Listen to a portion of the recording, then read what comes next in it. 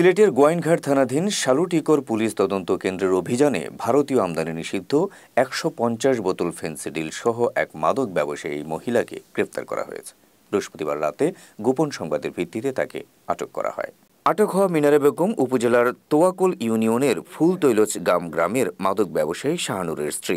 সূত্র জানায়, বৃহস্পতিবার রাত আনুমানিক ৯টা ৪০ মিনিটে শালুটিকর পুলিশ তদন্ত কেন্দ্রের ইনচার্জ ইন্সপেক্টর মনিরুজ্জামান খানের নির্দেশনায় একটি অভিযান পরিচালনা করা হয়।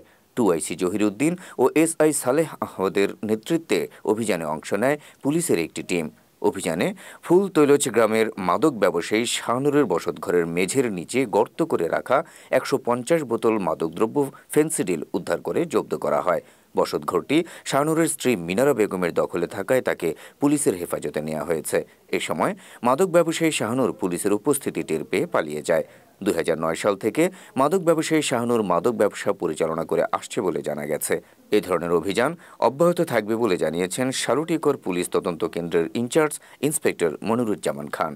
একটি চৌকস টিম আজকে গোপন সংবাদের ভিত্তিতে ফুলতৈলচ গ্রামের আসামি শাহানুরের বাড়িতে আমরা গোপন সংবাদের ভিত্তিতে অভিযান চালাই।